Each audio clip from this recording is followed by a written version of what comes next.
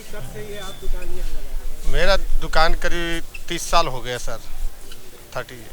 30 साल से। जी। तो पहले आप पहले दरियागंज में पहले वहाँ सब दरियागंज में सब्जी मंडी के पास लगाते थे।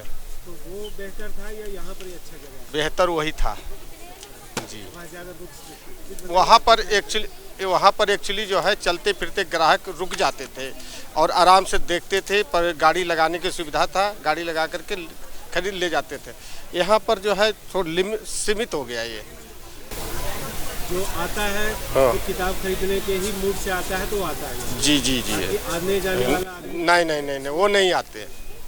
श्रवण जी, ये बताइए कि किस तरह का मार्केट है ये, होता है इनकम होता है, बताइए। जी, इनकम तो होता है सर। एजुकेशन का मार्केट है, सीजन होता है, जैसे बच्चों का जो है मार्च से स्टार्ट होता है सेशन, तो उसमें जो है स्कूलों का काम होता है, स्कूलों का काम हो जाता है। किस किस चीज़ की यहाँ किताब आपकी शॉप में बिकती है और यहाँ पर कौन कौन सी चीज़? हमारा जो है आईआईटी का होता है सर, आईआईटी एंट्रेंस का होता है, मेडिकल एंट्रेंस का होता है, इंजीनियरिंग हो गया, यूपीएससी हो गया, अदर कंपटीशन बुक सारे मिलते हैं हमारे। यूपीएससी का मिलता है? जी। ठीक है, थैंक यू सर।